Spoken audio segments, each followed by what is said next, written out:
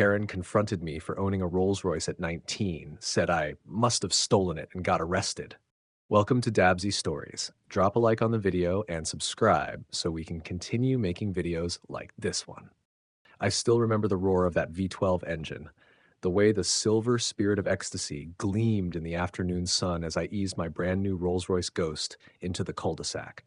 I'd saved every dollar from internship stipends and freelance gigs since I was 16.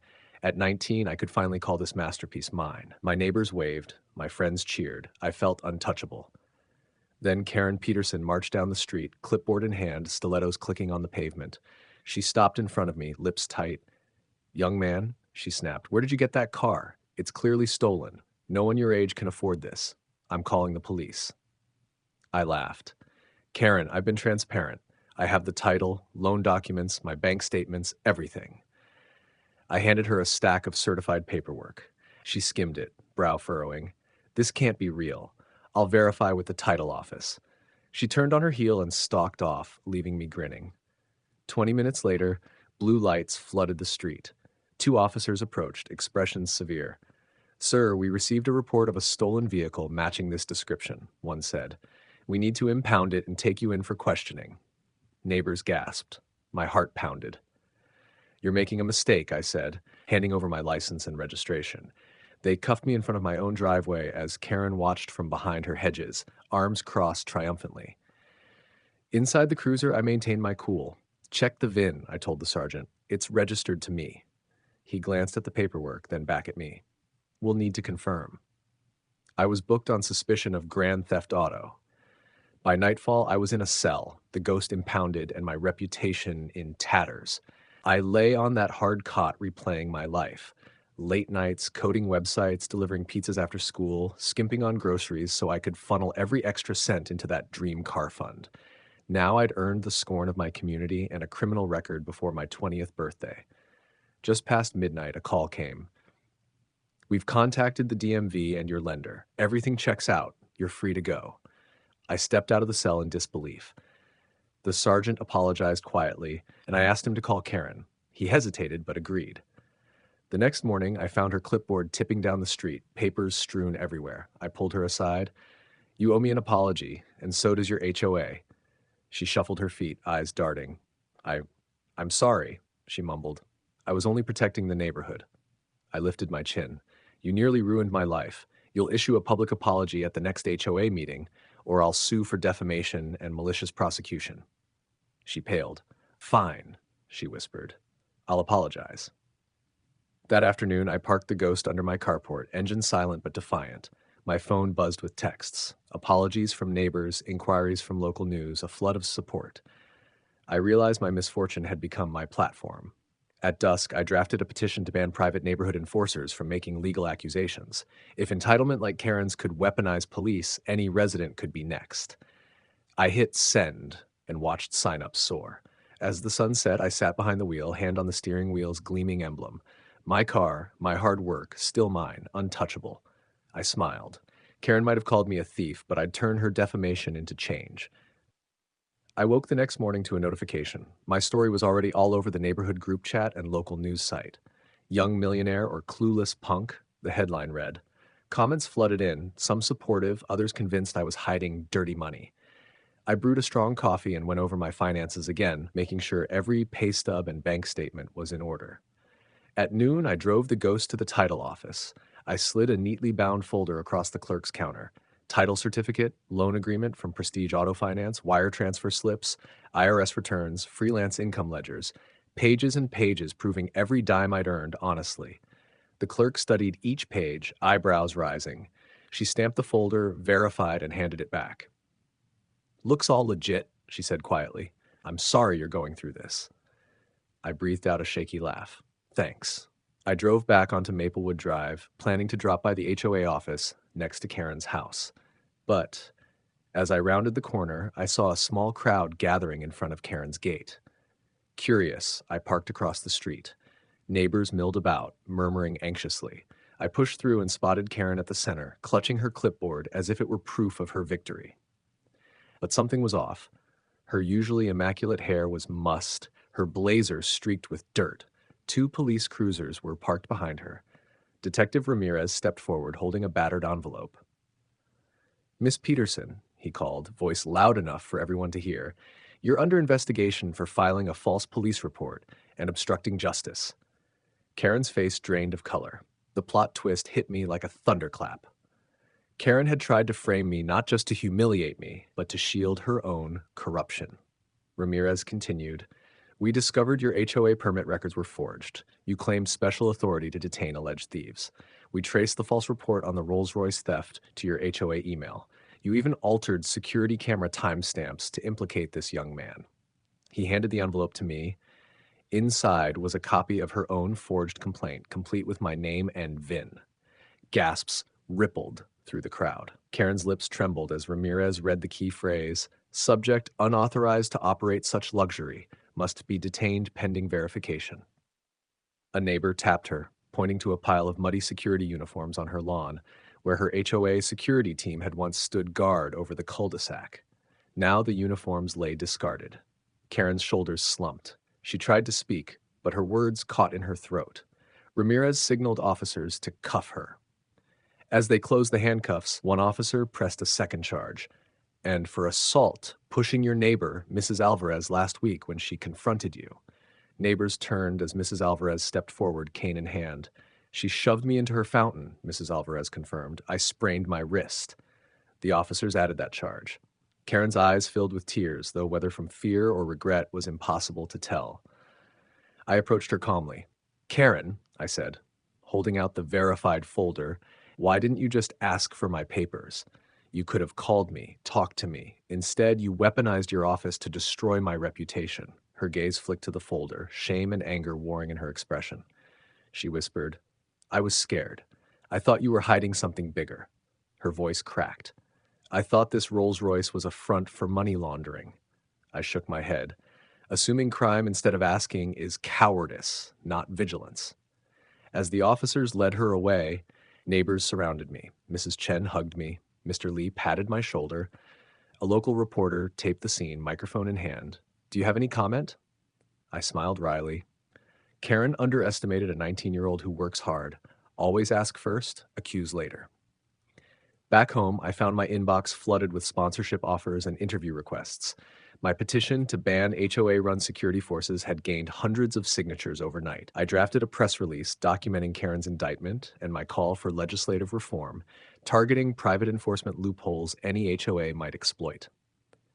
That evening, I stood by the Rolls-Royce under the carport. The Spirit of Ecstasy figurine gleamed against the twilight sky. I ran my hand along the polished hood. This car carried more than me, I mused. It carried a lesson. Entitlement never beats honesty. Tomorrow I'd testify at Karen's preliminary hearing, but tonight my community had seen the truth. I'd earned every dime, Karen had broken the law, and justice could turn a Rolls-Royce into a catalyst for change. The morning of Karen Peterson's preliminary hearing felt surreal. Reporters hovered at every corner. Neighbors leaned from windows. I arrived in a pressed suit, the Ghost parked valet style at the curb. Despite the buzz, my focus was on the red folder in my hand. Bank statements, title deeds, every paycheck since age 16. I'd practiced my testimony until my voice held firm. Inside the courtroom, Karen sat at the defense table, head bowed, her once pristine blazer rumpled. Across from her, I faced the judge with my attorney by my side. The air smelled of polished wood and stale coffee. The bailiff called the case. People of the State versus Karen Peterson. The judge nodded. "Prosecution? Your opening?" The district attorney stood. "Your Honor, Miss Peterson abused her HOA authority to file a false theft report, maliciously weaponizing law enforcement against a law-abiding citizen. We will show a pattern of harassment, fraud in HOA records, and personal vendettas cloaked as community service."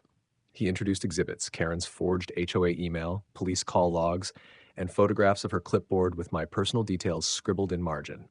Then the judge invited my testimony. I rose, heart steady. "Your Honor, I am Nathan Clark, owner of the Rolls-Royce Ghost in question. At 19, I saved every dollar from internships and side gigs to buy this car. On June 1st, 6 weeks ago, Miss Peterson accused me of grand theft, called the police, and had me arrested in front of my home without verifying a single document." I laid my bank statements, pay stubs, and title deed on the defense table. The judge scanned them. "Continue." I explained how Karen had consulted her HOA attorney, later revealed as the same lawyer pitching security patrol contracts to craft a bylaw banning luxury vehicles under 25 years old unless approval granted. She then forged an HOA resolution to that effect. When neighbors questioned her, she threatened fines and lawsuits. The final twist, the attorney received a 10% commission on all misdemeanor citations the HOA collected. Gallery whispers trailed me as I spoke. I watched Karen's face go from defiance to panic. Next, the DA called Mrs. Alvarez, an elderly neighbor shoved by Karen days earlier. She took the stand, cane in hand, and recounted how Karen had bullied her over a harmless flower bed, then pushed her into her fountain. Alvarez's taped hospital statement and x-rays showed a fractured wrist. Then came Karen's security guard, Davis, one of the fake officers. He testified under immunity. Miss Peterson hired us to patrol after dark. We stopped Mr. Clark's car because she said he was suspicious. We filed the report without proof. His admission sealed the conspiracy. The defense tried to cast doubt. She acted in good faith, but Karen's own HOA emails contradicted her. One message read, "Target the brat with the car. Make an example." Another said, "No sympathy. He'll fold under pressure." When the judge asked if Karen had anything to say, she shook, voice low. I thought I was protecting property values. I didn't think I'd ruin his life." The judge's expression stayed hard. In closing, the DA summed up, Miss Peterson abused her power, defamed a citizen, conspired with fake officers, and caused emotional distress. The facts are undisputed. My attorney added, we ask the court to proceed to trial and hold Miss Peterson accountable. The judge paused, then set the trial date. Given the severity, bail is revoked. Miss Peterson will remain in custody pending trial. A murmur swept the courtroom. Karen gasped, tears streaming. Outside, sunlight felt harsh. Reporters shouted questions. Neighbors cheered softly. I held the ghost's door for Mrs. Alvarez as she passed, an act of gratitude for her courage. I spotted Karen's attorney retreating, papers in hand. That afternoon, I returned home, the car's engine purring. I parked under my carport and closed the door. The spirit figurine caught the sun, gleaming like hope. In my inbox, I found hundreds of new petition signatures demanding HOA reform. The momentum was real. That evening, I met Jenna and our friends on the driveway. We toasted with iced tea beside the Rolls-Royce. Love and solidarity warmed us more than the summer air. I thought of Karen, sitting in a holding cell, her clipboard lost to history. As dusk fell, I traced my hand over the polished hood. Truth wins, I whispered. My dream car had carried me here, not just as a status symbol, but as a catalyst for change. And though the road ahead led to trial, I knew we'd won the first round. Entitlement, once masked by bylaws, now lay exposed and defeated. Trial day arrived under a crisp autumn sky. The packed courtroom buzzed with anticipation. News crews, neighbors, and even local car enthusiasts filled the benches. I sat at the plaintiff's table, my attorney at my side, the polished hood ornament of my ghost pressed into my memory. Across the room, Karen Peterson and her defense counsel looked small and defeated. The judge called the court to order. First, the DA presented the mountain of evidence. The forged HOA resolution banning unapproved luxury vehicles, phone records of Karen's calls placing the false theft report, the security cam footage of her stamping my title documents unverified, and the fake officer's testimony about acting on her orders. Then I took the stand. My voice was calm but firm as I recounted that afternoon 6 weeks ago. The pride in my achievement, the shock of handcuffs, the humiliation of being labeled a criminal. I described how I'd spent nights calculating every freelance paycheck, saving rebates from my college scholarship, all to earn that Rolls-Royce, honestly. The judge's gaze held mine as I explained the emotional toll, a 19-year-old's trust shattered by entitlement masquerading as community watch. Next came Mrs. Alvarez, cane in hand. She testified to Karen's prior abuses, harassing seniors over lawn ornaments, finding families for string light colors, pushing her into her fountain. Her voice quivered but remained resolute. She targeted people who didn't fit her cookie-cutter vision of perfection.